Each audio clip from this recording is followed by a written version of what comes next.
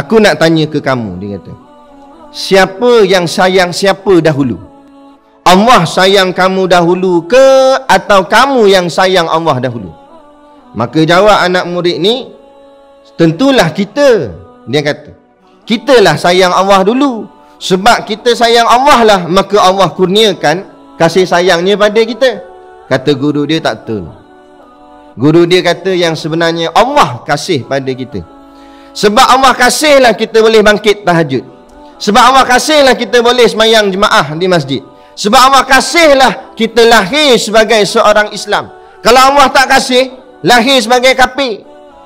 Sebab Allah kasihlah nak hujung hidup kita mati sebagai mengucap dua kalimah syahadah, mati sebagai seorang Islam. Kalau Allah tak kasih, berapa ramai yang Allah biarkan mati dalam keadaan kafir. Dalam hati kita mesti tak ada nama lain.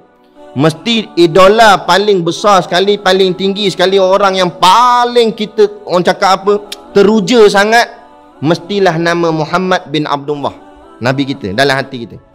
Sepakat ulama, ittifaq ulama kata, siapa yang meletakkan nama orang lain di dalam hatinya bagi orang yang paling dia kagum selain daripada nama Nabi kita, Nabi Muhammad bin Abdullah, maka orang itu nak sepakat ulama mengatakan jadi kafir akan dia, rosak akidah.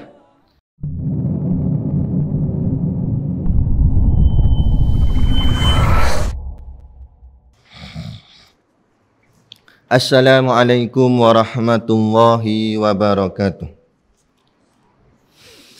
Ila hadrati sayyidina wa habibina wa syafi'ina Muhammadin sallallahu alaihi wasallam, wa ila arwahi abaihi wa ikhwanihi minal anbiya'i wal mursalin, salawatullahi wa salamuhu alaihi wa alaihim ajma'in, wa ala ali kulli wa sahabati wal qarabati wa tabi'in wa tabi'it tabi'in bi ihsanin ila yaumiddin, wa ila arwahi walidina wa muallimina wa dhawil huquqi alaina ajma'in, wa khususan ila hadrati Syekh Abu Abdullah Husain bin Muhammad Nasir bin Muhammad Taib Al-Mas'udi Al-Banjari bisiril Fatihah.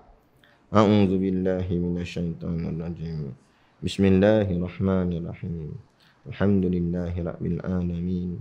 Ar-Rahmanir-Rahim. Maliki yaumiddin. Iyyaka na'budu wa iyyaka nasta'in. Ihdinas siratal mustaqim.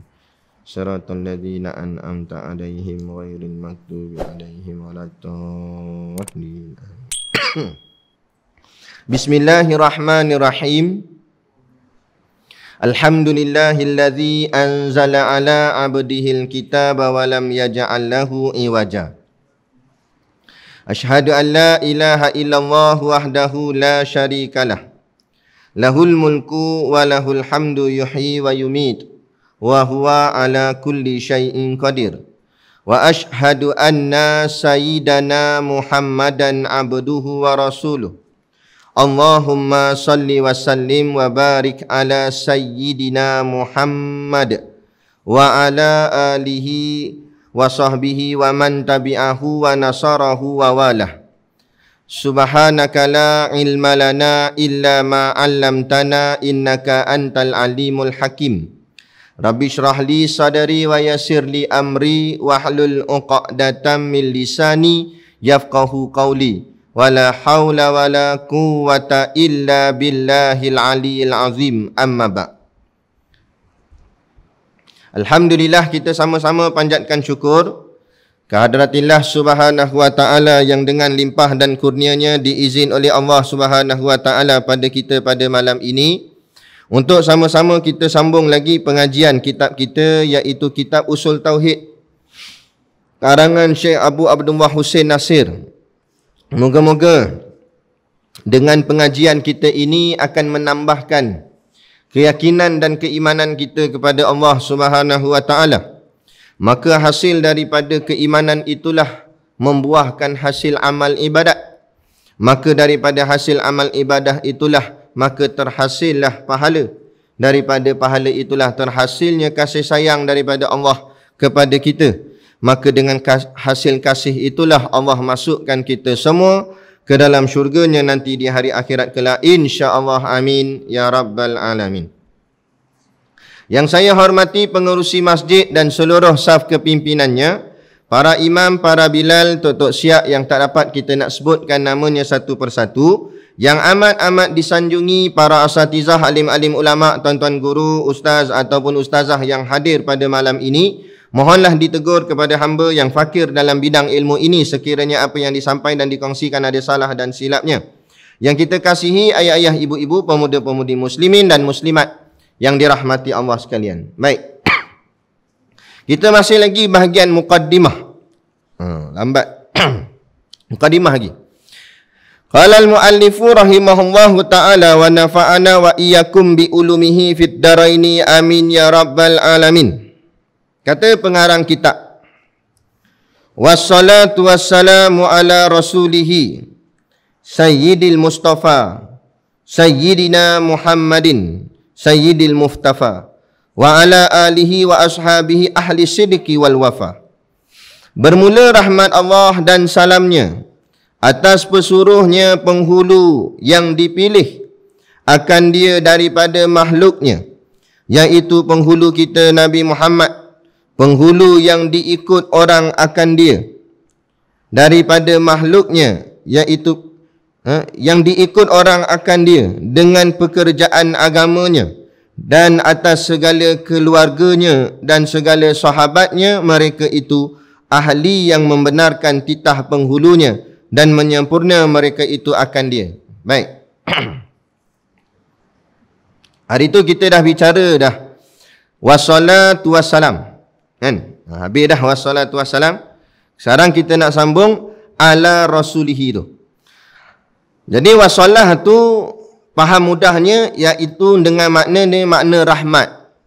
Asalah tu maknanya rahmat. Rahmat siapa ni? Rahmat Allah. Apa makna rahmat? Sebut selalu rahmat, tapi tak faham makna rahmat. Makna rahmat ialah kasih sayang Allah. Sebenarnya kita hidup atas muka bumi ni semuanya atas kasih Allah. Nak atas kasih Allah. Hatta sekalipun Allah turunkan pada zahir pandangan kita, nampak macam satu benda tak elok. Kita nampak corona ni tak elok lah pandangan zahir, pandangan mata kasar. Tapi kalau orang yang menilik akan pemberian Allah, dia nampak corona ni ada hikmah. Bila ada hikmah, makna ada rahmat dalam dia. Ada kasih Allah dalam tu. Dalam sakit tu ada kasih. Nak? Antara kasih yang kita boleh nampak lah secara kasar lah, iaitu bila datang corona, tutup habis lah kelak-kelak malam, pub-pub, disco dan sebagainya, kan? Sebelum corona beralih kerajaan banyak kali beralih, tapi tak boleh nak tutup. Allah tak payah hantar nak tukar kerajaan ke apa. Allah hantar dia punya makhluk yang terlampau kecil sehingga tak boleh nampak dengan mata kepala, tapi boleh menyebabkan habis dunia ni nak dikawal oleh dia. Tutup habis lah, nak pusat-pusat judi lah, apalah sebagainya. Tu. Jadi apa pun biar kita pandang hidup kita ni, pandang dengan pandangan rahmat. Sakit kita ke apa ke, kena kencing manis ke, sakit jantung ke apa ke, pandang dengan pandangan rahmat. Husnuzan kepada Allah, bersangka baik pada Allah. Bila kita husnuzan pada Allah, barulah selayaknya husnul khatimah buat kita. Bila kita pandang kebaikan dari segi apa saja kehidupan ni, barulah Allah menyempurnakan di hujung hidup kita itu dengan kehidupan hujung yang baik. Barulah namanya husnul khatimah, mati yang baik. Dia gitu. Kemudian wassalamu. Wassalamu maknanya selamat. Kita bukan hanya Allah beri kepada kita ni rahmat, kasih sayang. Allah berikan pula akan keselamatan. Selamat kita. Selamat dunia, selamat akhirat. Tapi kita jangan salah faham.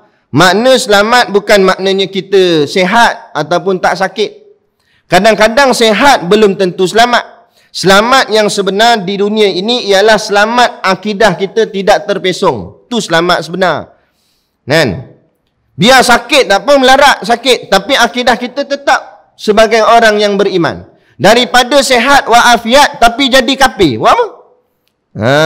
Itu maksud selamat dunia. Kemudian yang kita nak selamat yang kedua, selamat akhirat. Selamat akhirat tidak dibakar di dalam api neraka, dimasukkan ke dalam syurga, maka selamatlah seseorang itu. Kan? Fa amma man thaqulat mawazinuh. Nah, apabila seseorang itu berat timbangan baiknya, fahuwa fi insyatir radiyah, maka dia akan berada di dalam tempat yang bersenang lenang. Nak radiyah, tempat yang tenang, tempat yang aman. Sebab apa? Sebab amalnya banyak. Sebab apa amal boleh banyak? Sebab Allah berikan rahmat pada dia. Betul, ada satu orang tok guru, dia tanya pada anak murid dia, aku nak tanya ke kamu, dia kata, siapa yang sayang siapa dahulu? Allah sayang kamu dahulu ke atau kamu yang sayang Allah dahulu? Maka jawab anak murid ni, tentulah kita. Dia kata, kitalah sayang Allah dulu. Sebab kita sayang Allah lah, maka Allah kurniakan kasih sayangnya pada kita. Kata guru dia, tak betul. Guru dia kata yang sebenarnya Allah kasih pada kita. Sebab Allah kasihlah kita boleh bangkit tahajud. Sebab Allah kasihlah kita boleh semayang jemaah di masjid. Sebab Allah kasihlah kita lahir sebagai seorang Islam. Kalau Allah tak kasih, lahir sebagai kafir. Sebab Allah kasihlah nak hujung hidup kita mati sebagai mengucap 2 kalimah syahadah, mati sebagai seorang Islam. Kalau Allah tak kasih, berapa ramai yang Allah biarkan mati dalam keadaan kafir. Jadi itu semuanya puncanya adalah Allah kasih dahulu. Allah yang kasih pada kita. Dia gitu. Jadi bila ada as-salah, maka ada as-salam. Sebab tu kata ulama, siapa yang memisahkan as-salah dan dengan as-salam, hukumnya makruh. Tak boleh pisah. Mesti ada sekali. Was-salatu was-salam. Jadi as-salah maknanya rahmat, kasih sayang Allah. As-salam artinya keselamatan. Kepada siapa yang pertama-tama sekali rahmat dan keselamatan ini Allah berikan atau Allah kurniakan ke atas ala rasulihi. Ke atas, ala tu atas. Rasulihi, ya, makna rasul ambil daripada perkataan risal. Risal ni maknanya mesej. Rasul ni yang menghantar mesej. Makna pesuruh, tukang hantar apa yang Allah nak, apa yang Allah nak maklumkan pada kita. Kan? Nabi sebagai penyampainya. Itu panggil rasul. Ala rasulihi Sayyidil Mustafa. Ya, Sayyid artinya penghulu. Penghulu kita. Pemimpin. Lepas tu dalam hadis Nabi kata, ana sayyidu waladi adama yaumal qiyamah. Aku adalah pemimpin anak Adam pada hari kiamat kelak. Bila Nabi kata aku adalah pemimpin anak Adam, maknanya tak ada siapa pun yang terlepas melainkan duduk di bawah kekuasaan baginda Nabi SAW. Bawah payung Nabi. Tak kira siapa pun. Tak payah kata Perdana Menteri Malaysia, Perdana Menteri negara mana sama. Nah, tak payah kata orang sekarang, Nabi-Nabi yang lain pun duduk di bawah Nabi Muhammad SAW. Sebab Nabi kata, ana sayyidu waladi adama yaumal qiyamah. Aku adalah pemimpin seluruh anak-anak Adam pada hari kiamat kelak. Wa awwalu man yanshaqu anhul qabru. Dan aku adalah orang yang pertama sekali akan bangun dulu daripada kubur. Orang lain semua senyap. Nabi seorang bangun dulu. Nabi kita Nabi Muhammad. Wa awwalu syafi'in. Dan akulah orang yang pertama sekali akan bagi syafaat. Wa awwalu musyaffa'. Dan akulah orang yang pertama sekali akan diizin memberi syafaat. Selagi mana Nabi tak bagi syafaat, orang lain tak boleh lagi bagi syafaat. Nabi dulu. Hebatnya Nabi kita Nabi Muhammad sallallahu alaihi wasallam tu disebut sebagai sayyid, penghulu. Sayyidil Mustafa, maksud Mustafa yang terpilih, yang dipilih oleh Allah Subhanahu wa taala. Allah pilih Nabi Muhammad untuk menjadi kekasihnya, rasulnya, nabinya. Itu. Jadi rahmat dan keselamatan ini pertama-tama sekali dicurahkan atau dikurniakan kepada baginda Nabi Muhammad sallallahu alaihi wasallam. Malah dalam kitab-kitab tasawuf, ulama mengatakan bahawa hebatnya alam ini, cantiknya alam ini, indahnya alam ini adalah hadiah buat baginda Nabi Muhammad sallallahu alaihi wasallam, bukan kita. Kita menumpang sahaja.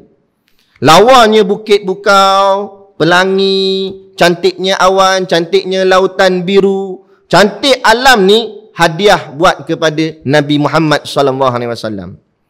Kita tumpang. Jadi bila barang tumpang, erti bahasa. Jangan lawan token. Ini lawan Nabi. Kan? Alam ni indah pun bukan untuk hang, untuk Nabi. Kita untung Allah pilih jadi umat kepada Nabi Muhammad SAW. Nabi-Nabi lain nak jadi umat kepada Nabi Muhammad. Tapi tak dapat. Nabi Ibrahim minta, ya Allah, jadikanlah aku daripada umat kepada Nabi yang akhir zaman, Nabi yang engkau sangat kasih tu. Kata Allah, dah, aku dah pilih siap dah siapa-siapa yang akan jadi umat kepada baginda, umat kepada Muhammad itu. Kan? Kalau begitulah, kata Nabi Ibrahim, jadikanlah umat mereka itu menyebut akan namaku. Maka disyariatkan dalam tahiyat akhir kita ada dipanggil selawat Ibrahimiyah. Kan? Kama salaita ala Sayyidina Ibrahim wa ala ali Sayyidina Ibrahim. Nabi Ibrahim nak sangat supaya umat Nabi Muhammad ni selawat atas dia. Kerana hebatnya Nabi ni, terhebat jugalah umatnya.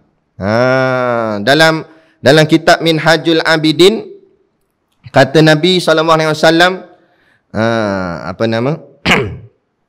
ulama ummati ka anbiya'i Bani Israel, kata Nabi. Ulama umat aku macam nabi-nabi Bani Israel, kata Nabi. Nabi bangga. Nabi kata ulama umat aku, sikap mereka macam nabi-nabi zaman dulu. Tengok ulama zaman, kalau nabi-nabi yang terdahulu, pengikut dia ikut Nabi je, tapi dia tak dakwah, dia ikut Nabi je.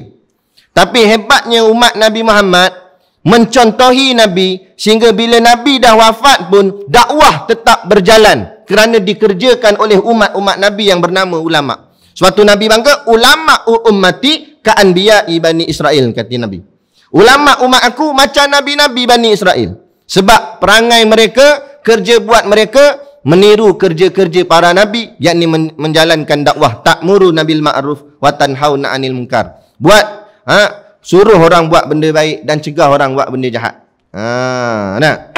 Itu hebat. Tapi kita kena ingat ke, umat Nabi Muhammad ni, kalau yang baik betul, baik sangatlah, juang sungguh-sungguh, jihad dan sebagainya, sanggup mati kerana Allah. Tapi kalau yang jahat pun menang kat dia ke, paling jahat sekali. Apa penyakit ataupun apa dosa yang umat-umat Nabi terdahulu buat, semua umat Nabi Muhammad ni ada buat juga. Gay, lesbian ada. Kaum Nabi Lut dulu. Umat sekarang ikut ke? Makna kata nak ceritanya begitu. Jadi tempat kita pilih, kita nak duduk tang mana. Lepas tu dalam surah tu Syura, surah 42 ayat 7. Allah kata, wa kadzalika, dan sebagaimana kami tetapkan engkau ya Muhammad sebagai pesuruh aku. Auhayna ilaika Qur'anan Arabian. Kami wahyukan kepada kamu Al-Quran dalam bahasa Arab. Auhayna ilaika Qur'anan Arabian litunzira ummal qura, supaya engkau memberi amaran, peringatan kepada penduduk Ummul Qura. Penduduk Ummul Qura maknanya penduduk sana, Mekah. Wa tunzira yaumal jam'i. Wa man haulaha, serta penduduk dunia di sekelilingnya. Bukan setakat di Arab, sebarkan agama ni seluruh dunia, kata Nabi. Kata Allah pada Nabi. Wa man haulaha wa tunzira yaumal jam'i, serta berilah peringatan dan amaran kepada mereka mengenai yaumal jam'i, hari perhimpunan, yakni hari kiamat. La raiba fih, yang tidak ada syak tentang masa datangnya. Fariqum fil jannah wa fariqum fi sa'ir. Pada hari kiamat nanti, sepuak masuk syurga, sepuak lagi masuk neraka. Maksudnya ke ayat ni nak bagi tahu pada kita bahawa hidup kita hanya ada dua pilihan. Wahadaina hunajdain. Aku bentang kepada kamu dua jalan. Dua jalannya, bukan tiga, bukan empat, bukan lima. Dua jalan saja. Apa dua jalan? Islam, kafir. Tu je jalan dia. Kalau kita pilih jalan Islam, bermakna kita dah tolak jalan kafir. Tapi kalau kita tak pilih jalan Islam, walaupun kita tak mengaku kafir, tapi tak pakai jalan Islam, tak ikut jalan Islam, bermakna kita automatik telah duduk di jalan kafir. Tu je. Sebab dia tak ada nombor 3. Dia tak ada jalan Islam pun tak ikut, jalan kafir pun tak ikut. Saya ikut tengah-tengah. Tak ada. Mana ada? Nah, nanti diazab di hari kiamat, sama ada masuk syurga atau masuk neraka. Mana ada orang kata, saya syurga tak masuk, neraka pun tak masuk. Tokmu, kita jawab. Nampak? Kena terajang dengan malaikat, tergolek masuk dalam neraka. Mana ada duduk tengah-tengah? Mesti salah satu. Ada lelaki atau perempuan. Nak, dia, saya lelaki pun tak, perempuan pun tak. Nak tahu apa? Kera. Nah, kera pun ada jantina tak? Maknanya semua ni ada 2 pilihan je. Jadi jangan cakap lah. Ini kadang-kadang tak payah kata orang awam. Golongan asatizah. Saya dakwah bebas. Saya tak belah mana-mana. Parti Islam pun tidak, parti kafir pun tidak. Dan duduk mana? Mana boleh begitu? Kena mengakulah saya bersama dengan jemaah Islam, parti Islam. Takut apa? Kan agama kita. Nah. Jadi kalau yang nak memimpin umat pun takut nak menyatakan perjuangannya dalam Islam, macam mana nak tarik jemaah ataupun orang awam masyarakat kepada perjuangan Islam? Gitu lah. Kan? Lepas tu bagian sampul, bukan main lagi. Nampak? Nah, yang tu dia lebih. Nah, orang suruh tegakkan Islam, takut sana, takut sini. Cakap je lah, nak takut apanya. Kita cakap benda yang hak. Ini kan bumi Allah. Kita menegakkan Allah, apa yang kita takut? Nanti dia ancam. Itu manusia ancam. Dah Allah ancam pun tak takut. Manusia paling kuat dia nak ancam dia. Ancam penjara. Ataupun ancam bunuh. Mati. Mati habis. Tapi kalau Allah yang ancam, tak mati. Masalah tu lagi besar. Disebut cerita tentang hal neraka. Dibawa naik satu orang ni ke atas bukit. Dalam neraka ni cerita dia. Naik sampai atas bukit. Kemudian ditolak. Jatuh dia daripada bukit yang terlampau tinggi. Jatuh. Bila jatuh, pecah berkecai badan dia. Tapi tak mati. Itu masalah. Kita kat dunia ni kalau panjat bangunan tinggi, lepas tu kita terjun, nak pecah kepala kita, mati. Mati tu memanglah jatuh tu sakit. Tapi sekali tu je sakit. Mati dah. Tak ada sakit dah mati. Masuk dalam kubur. Tapi main dengan neraka ni, dah jatuh berkecai, tak mati. Lepas tu Allah cantumkan balik. Naik lagi atas bukit tu. Jatuh lagi. Berulang-ulang sampai beribu-ribu tahun. Bayangkanlah. Sakit tak sakit. Jatuh sakit, naik lagi. Jatuh sakit, naik lagi. Jatuh sakit, naik lagi. Nah, itu ancaman Allah. Jadi mana lebih kita takut? Antara ancaman Allah ataupun ancaman makhluk. Sebab tu tak perlu takut lah. Kita nak didik masyarakat kepada berjuang, berani menegakkan agama. Tiba-tiba yang memimpin umat pun takut dalam nak menegakkan agama. Dah macam mana? Baik, gitu.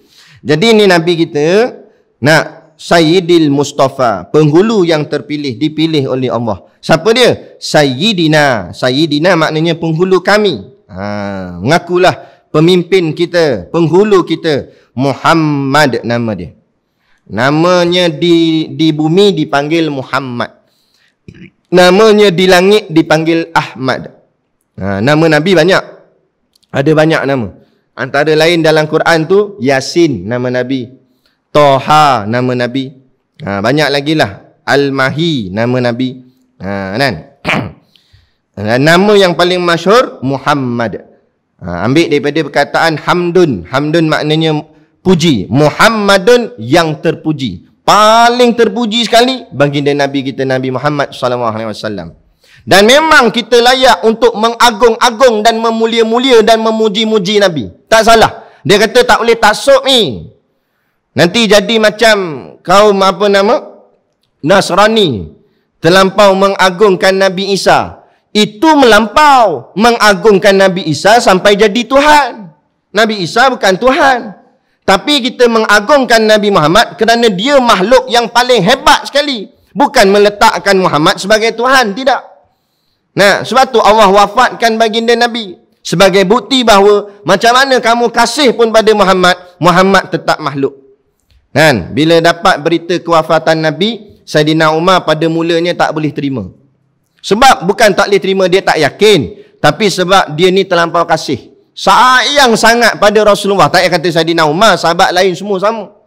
Nah, tapi antara yang rapat Saidina Abu Bakar dengan Saidina Umar. Rapat sungguh. Sayyidina Umar terlampau kasih ke Nabi. Bila dengar Nabi dah tak ada, Nabi dah wafat, Sayyidina Umar mula hilang sedikit pertimbangannya. Sampai dia keluar pedang dia. Dia kata, siapa kata Muhammad dah tak ada, aku cantah kepala dia. Aku bunuh dia. Kan? Jadi semua pun takut nak cakap senyap. Sehinggalah Sayyidina Abu Bakar yang berani. Bila berhadapan dengan Sayyidina Umar, Sayyidina Abu Bakar kata, "Hei Umar, duduk. Kan? Redakan dirimu, duduk." Sayyidina Umar ikut, duduk. Kata Sayyidina Abu Bakar, nah, dia kata, maka apa nama jika macam mana ayat tu? Nah, jika kamu menyembah Allah, fa innallaha hayyun la yamut. Sesungguhnya Allah itu hidup tidak mati. Nah, tetapi kalau kamu menyembah Muhammad, ketahuilah bahawa Muhammad itu hidup dan akhirnya mati. Kerana Muhammad adalah makhluk, tetapi Allah bukan makhluk. Nah, jadi kalau kamu benar-benar menyembah Allah, yakin pada Allah. Nah, walaupun sudah ketiadaan Nabi kita Nabi Muhammad, tetap kita akan teruskan agama ini kerana kita bertuhankan Allah. Nah, Muhammad itu tidak lain hanyalah sebagai pesuruh Allah nak kepada kita. Jadi tak salah. Kan? Jangan dengarlah ada golongan-golongan yang kata ni apa benda ya Hanana ni. Qasidah ni terlampau mengagung-agungkan Nabi, tak payah ikut. Nah, tak salah kita nak berqasidah. Tak salah kita memulia-muliakan Nabi. Sebab nama Nabi itu sendiri pun sudah makna yang terpuji. Memang layak sangat dipuji. Muhammad yang terpuji. Kan? Ini golongan-golongan Wahabi ni yang tak suka qasidah ni. Nah, tak suka kita buat majlis selawat, kita buat sambut Maulidur Rasul pun dia petikai. Dia kata bid'ah buat Maulidur Rasul. Ni nak dekat Maulidur Rasul bulan 10 ni kan. Dia kata bid'ah. Nabi tak sambut pun. Siapa kata Nabi tak sambut? Nah, wasu ila an saumi yaumil itsnaini. Aku ditanya oleh orang tentang aku berpuasa pada hari Isnin. Nah, orang tanya ke Nabi, sahabat tanya, "Ya Rasulullah, kenapa engkau puasa hari Isnin?" Nah, Nabi kata, "Dzaka yaumu wulidtu." Hari itu adalah hari aku dilahirkan.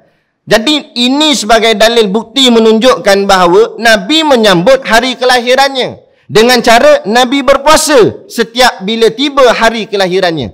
Malah bukan setahun sekali, seminggu sekali, tiap-tiap kali hari Isnin Nabi puasa kerana teringat hari Isnin itu adalah hari kelahiran dia di bumi ini. Nah, jadi siapa kata Nabi tak sambut? Nabi sambutlah. Kan? Jadi kita nak sambut pula, kita lagilah nak memuliakan lagi besarlah sambutan kita buat, tak salah. Bukan satu perkara yang bid'ah. Yang bid'ah tu sambut tahun baru joget-joget tu baru bid'ah. Patut yang ni baru nak marah. Ini orang sambut selawat, berarak, pegang spanduk panji-panji Nabi, puji Nabi, marah. Kan? Ambil spanduk tu ketuk kepala dia. Kan? Ada orang buat benda baik pun nak petikai. Kan? Dia benda baik tak semestinya mesti ada dalil. Kena faham. Ini kadang-kadang mengaji baru sikit nak lawan ulama' dah. Rasa alim sangat dah. Benda baik tak semestinya kena ada dalilnya. Kan? Selagi tidak ada dalil yang melarang tak salah. Contoh, mana lebih baik? Rumah kita ada kat 2 kilo daripada masjid. Manakah lebih baik dengan naik motor atau jalan kaki? Mesti kita akan jawab naik motor. Mana dalil naik motor pergi masjid? Nak jawab macam ni? Bid'ah lah. Jadi bukan macam tu. Jadi selagi benda tu tidak ada larangan, selagi benda tu tidak memudaratkan orang lain dan sebagainya ataupun dirinya sendiri, tak salah, silakan. Jadi dia kata mana dalil tahlil, mana dalil wirid pas mayang. Dah benda tu benda salah ke? Benda nyusahkan orang ke? Jadi benda kalau tak ada salah, tak ada masalah buat.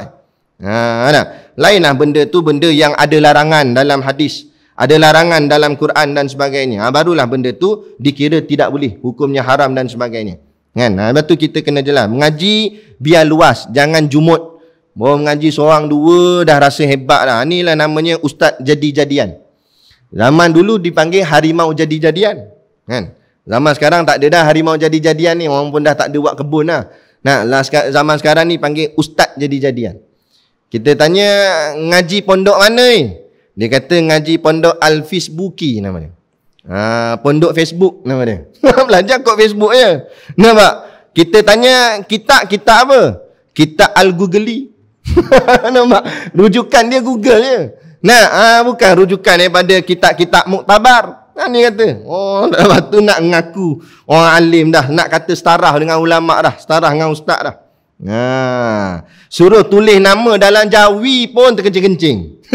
Nampak? Lepas tu nak ngaku lebih daripada ulama pula. Ni. Jenis perangai ni. Jangan layan orang macam tu. Baik. Jadi Nabi kita Sayyidina Muhammadin Sayyidil Muftafa. Maksud Muftafa tu iaitu daripada makhluk, iaitu penghulu kita Nabi Muhammad, penghulu yang diikut. Muftafa maknanya yang diikut. Akan orang, akan dia dengan pekerjaan agamanya. Jadi contoh. Laqad kana lakum fi rasulillahi uswatun hasanah. Sesungguhnya pada diri Rasulullah itu ada uswatun hasanah. Uswah hasanah. Uswah contoh, hasanah baik. Contoh ikutan yang baik. Bukan setakat baik, yang terbaik. Dia kena pegang gini. Dalam hati kita mesti tak ada nama lain. Mesti idola paling besar sekali, paling tinggi sekali, orang yang paling kita, orang cakap apa, teruja sangat, mestilah nama Muhammad bin Abdullah. Nabi kita, dalam hati kita. Sepakat ulama ittifaq. Ulama kata, siapa yang meletakkan nama orang lain di dalam hatinya, bagi orang yang paling dia kagum, selain daripada nama Nabi kita Nabi Muhammad bin Abdullah, maka orang itu nak sepakat ulama mengatakan jadi kafir akan dia. Rosak akidah. Dia kata orang paling aku kagum sekali Tun M. Nampak? Nak jadi kafir. Tak payah kata Tun M. Bila tanya siapa orang paling rasa paling hebat sekali? Orang rasa paling hebat sekali aku duk rasa ketua kampung sini. Nah, ketua kampung sini pun bukan salah ketua kampung tu, tak dia tu. Bila dia letak nama orang lain yang paling dikagum selain daripada nama Muhammad bin Abdullah, jadi kafir. Tak kira. Sata dia letak nama bapak dia.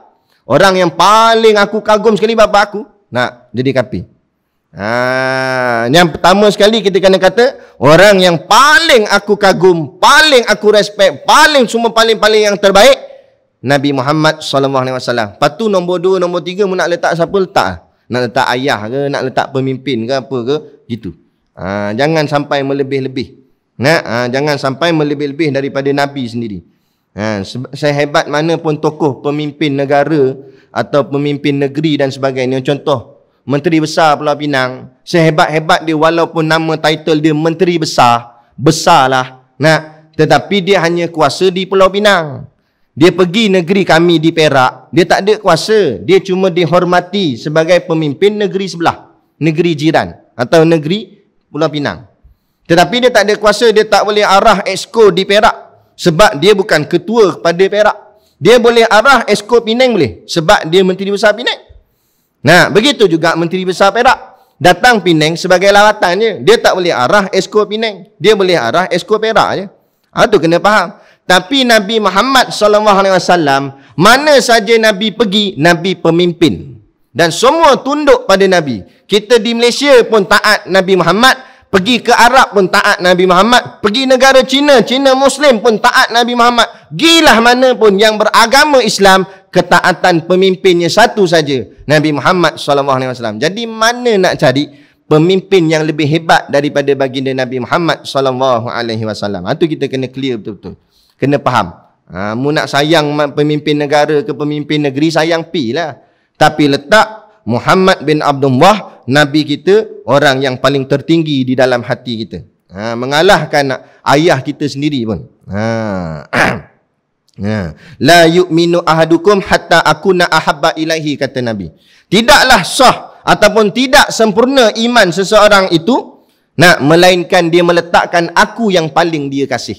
Melebihi ahli keluarga dia, melebihi harta benda dia, melebihi segala-galanya. Jadi bila letak Nabi paling kasih, apa-apa yang melibatkan Nabi dihina, kita akan orang paling hadapan sekali akan pertahankan Nabi. Jadilah begitu. Ini macam-macam alasan. Orang buat perhimpunan untuk pertahan Nabi, soal tak boleh datang Ustaz, kerja. Apa? Maknanya kerjamu lebih besar daripada Nabi.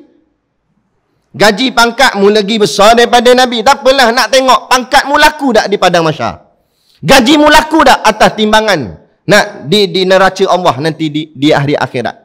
Kalau duk rasa bangga sangat pangkat dengan jawatan, dengan gaji yang kamu, sehingga kamu membelakangkan Rasulullah dalam nak pertahan Nabi, nak diletak ke tepi. Tak apalah, tengok padang mahsyar esok. Kan? Pangkat ya, pangkat. Nak lalu titian sirat tu kata lah, saya dulu orang besar dulu. Jadi boleh tak jalan terus? Tak boleh. Mu siapa dia? Tak boleh. Nak kena minta syafaat Nabi. Takut-takut orang yang jenis begini jumpa Nabi nanti di hari akhirat, nak minta syafaat. Ya Rasulullah, tolong syafaatkan saya. Nabi kata, minta maaf lah, aku ada banyak kerja. Aku nak syafaatkan kekasih-kekasih aku. Padam ke? Dulu kat dunia bagi alasan gitu lah. Kerjalah, itulah, inilah. Sampai tak boleh nak duduk, nak dengar selawat ke, tak boleh nak duduk untuk pertahan Nabi ke. Korbankanlah. Kalau kita miss sehari pun kerja, takkan bos sampai nak pecat terus. Kalau pecat sekalipun, yakinlah rezeki ni di tangan Allah, bukan tangan makhluk. Tapi bila akidah tak ada dalam diri, iman tak mantap dalam hati, akhirnya nampak rezeki yang dia makan hari ni datang daripada makhluk. Jadi siapakah Tuhan dia? Masuk dalam lubang kubur, malaikat munkar nakir tanya, Mar Rabbuka. Tuan-tuan tahu kenapa persoalan tu ditanya Rabbu, Mar Rabbuka? Dia panggilan Tuhan ni ada 3. Baca dalam surah An-Nas. Kul a'udzu bi rabbin nas, malikin nas, ilahin nas. 3 ni panggilan kepada Allah. Katakanlah wahai Muhammad, aku minta berlindung kepada Rabbin nas, Tuhan manusia. Malikin nas, malik pun Allah juga. Ilahin nas, ilah pun Allah juga. Rabbu pun Allah, Rabbi. Malik pun Allah, ilah pun Allah. Tapi asal sampai 3? Sebab nak menceritakan dari sudut peranan ataupun pada makna perkataan tu ada perbezaan dia. Kata guru kami dia buat contoh, Tok Guru Siddiq Noh, dia buat contoh ngembala kambing. Kalau Rabbu ni maksudnya memelihara. Rabbil alamin, kita baca dalam Fatihah. Tuhan yang memelihara dan mentadbirkan sekalian alam. Maknanya yang urus kita, yang jaga kita, yang jaga makan, jaga minum, sehat, sakit kita tu, itu panggil Rabbu. Kalau contoh kita kias dengan cerita kambing tadi tu, yang tukang bagi makan kambing tu, jaga makan dia, kambing tu sakit dibawa pergi klinik binatang, tu, yang tu dipanggil Rabbu. Ataupun Rabbi, boleh tak? Tapi yang kedua Malik. Malik ni maknanya raja ataupun pemilik, toke. Kadang-kadang yang jaga kambing orang lain, toke dia orang lain, pemilik dia orang lain. Tapi dalam konteks ketuhanan, yang jaga kita pun Allah, yang milik kita pun Allah. Nampak? Jadi toke ni, milik ni maknanya kambing tu dia punya. Jadi kalau toke ni dia masuk kandang, lepas tu dia nak terajang kepala kambing, boleh tak? Boleh, sebab kambing dia. Tukang bagi makan tak boleh marah. Apa pasal sepak kambing ni? Dia kata, kambing aku sekati aku. Betul juga dia. Nampak? Dia tukang bagi makannya, dia Rabbu. Yang Malik ni, dia pemilik. Kita ni milik siapa? Milik Allah. Bila Allah nak buat ke kita, sukati Allah. Allah nak lahirkan Islam ke? Allah nak lahir kafir ke? Allah nak matikan Islam ke? Allah nak matikan kafir ke? Sukati Allah. Allah nak bagi kaya ke? Allah nak bagi susah ke? Nak bagi miskin ke? Itu hak Allah. Kita usahalah banyak mana pun sungguh-sungguh. Tapi kalau Allah kata aku nak dia miskin, tetap miskin sampai bila-bila. Kalau orang tu tak ada usaha apa sangat, lebih kurang je, tapi Allah nak kata dia kaya, maka jadi kaya dia. Semuanya atas hak Allah. Tu makna Malik, pemilik. Yang ketiga Ilah. Ilah ni maksudnya yang disembah, Tuhan yang disembah. Kalau dalam cerita kambing tadi, ilah ni maknanya kita buat ni untuk siapa? Tadi yang bagi makan tu, Rabbu tadi itulah, penjaga kambing tadi bagi makan. Malik dia toke kambing tu. Ilah ni siapa dia? Kambing ni kita nak sembelih dia untuk siapa? Katalah sultan datang, agung datang. ke kandang kambing kita. Jadi kita nak persembahkan, nak hadiahkan kambing ni pada raja, pada sultan. Kita pun ambil kambing yang paling elok sekali, paling besar sekali, kita pun sembelih untuk si raja tadi. Nampak? Jadi untuk itulah dipanggil ilah. Yang kita buat semua ni ibadat, apa saja kita buat atas muka bumi ni untuk siapa? Untuk Allah. Itu ilah. Sebab tu la ilaha illallah. Tak ada siapa pun yang aku buat ni melainkan hanya untuk Allah. Tu maksud la ilaha illallah. Inna salati wa nusuki wa mahyaya wa mati lillahi rabbil alamin. Sesungguhnya solatku, ibadatku, hidupku, matiku, semuanya hanyalah benda yang aku buat ni, semuanya hanyalah untuk Allah. Untuk Allah. Itu makna ilah. Jadi dari segi ketuhanan, yang jaga pun Allah, yang milik pun Allah, untuk siapa pun Allah. Rabbu pun Allah, Malik pun Allah, Ilah pun Allah. Kalau cerita kambing tadi mungkin tiga-tiga orang ni lain-lain, tapi dalam bab ketuhanan tiga-tiga ni Allah. Kemudian ulama kupas, kenapa bila dalam kubur malaikat menggunakan perkataan Rabbu, Mar Rabbuka, kenapa tak pakai ilah? Man ilahuka, siapa Tuhan yang kamu sembah? Tak.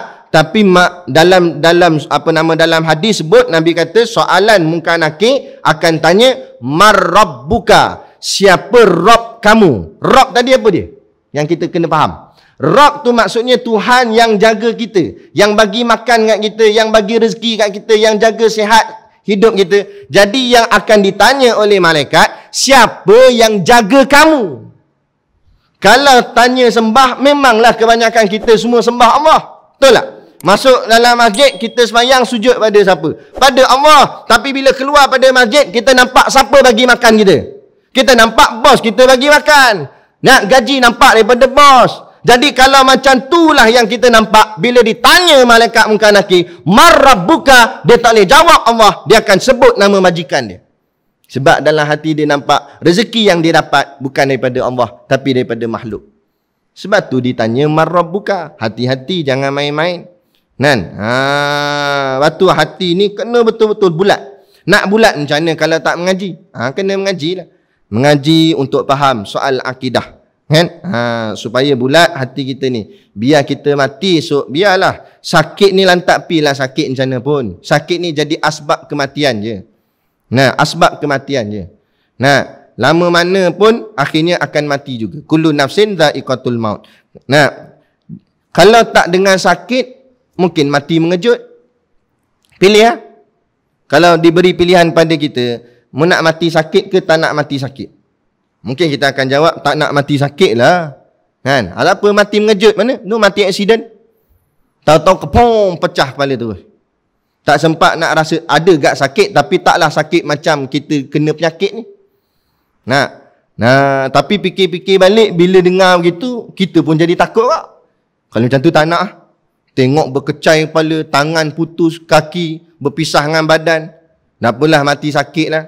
Tapi bila tengok orang sakit pula, fikir balik juga. Alamak, mati sakit pun susah juga. Melarat atas katil, duk main meter, nik.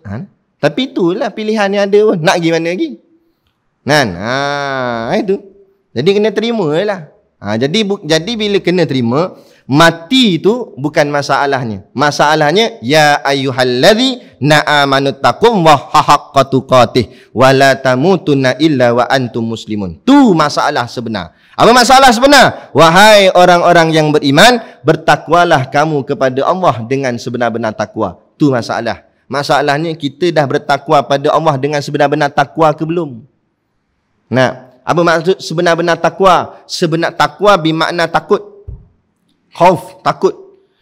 Kita dah betul-betul takut pada Allah ke? Ke kita takut lain lagi? Takut duit tak ada. Takut ini, takut itu. Yang nak takut sebulat-bulat, takut pada Allah. Takut pada Allah. Itu yang sebenar-benarnya. Barulah wala tamutunna illa wa antum muslimun. Dan jangan kamu mati melainkan dalam keadaan Islam. Itu yang kita kena fikir. Aku mati esok dalam Islam ataupun tidak. Bukan fikir nak mati macam mana. Nak mati macam mana, itu ketentuan Allah dah. Mati aksiden ke, mati penyakit ke, memang itu sebagai jalan asbab saja. Tapi yang menjadi persoalan, mati kita esok, mati Islam atau mati kafir. Yang ni kena doa selalulah. Minta, ya Allah yang membolak-balikkan hati, balikkanlah hatiku kepada ketaatan padamu. Sebab kita tahu, kita ni kadang-kadang baik, kadang-kadang tak baik. Ya Allah, aku ni kadang-kadang elok, kadang-kadang tak elok, kadang-kadang rajin, kadang-kadang malas, kadang-kadang awal datang, Tok Bilal tak sampai lagi pun kita sampai dah. Kadang-kadang sampai ke masbuk datang. Nah, jadi kadang-kadang macam ni, kadang-kadang macam tu. Maka minta, ya Allah, saat Engkau nak cabut nyawaku, cabutlah dalam keadaan aku keadaan baik, yang paling terbaik. Nah, minta yang itu. Moga-moga kita dalam buat benda baik tu, Allah ambil nyawa kita. Tak naklah kita mati dalam keadaan kita sedang buat benda yang mungkin tak elok, yang mungkin kita tak sedar ataupun kita tak perasan. Jadi gitu. Jadi kita berhenti setakat ni dan kita akan sambung wa ala alihi wa ashabihi ahli sidiki wal wafa. Nanti kuliah seterusnya kita nak bicara tentang alihi. Alihi itu maksudnya ahli keluarga Nabi. Siapa yang disebut sebagai ahli keluarga Nabi? Macam mana nak iktiraf dia ni ahli keluarga Nabi ataupun tidak? Macam mana pula kalau dia kata dia ni memang ahli keluarga Nabi tapi perangainya perangai buat maksiat? Adakah juga dikira ahli keluarga Nabi? Nak tahu ni, kita akan bertemu insya-Allah pada kuliah yang seterusnya lah, pada kuliah yang akan datang insya-Allah. Jadi cukup sekadar tu dulu pada malam ni. Dan macam biasalah, di luar sana ada sedikit produk perniagaan untuk menampung sekolah pondok dan juga tahfiz kami. Jadi pakat-pakatlah membeli sambil menderma. Jadi sekadar tu, wabillahi taufik wal hidayah. Assalamualaikum warahmatullahi wabarakatuh.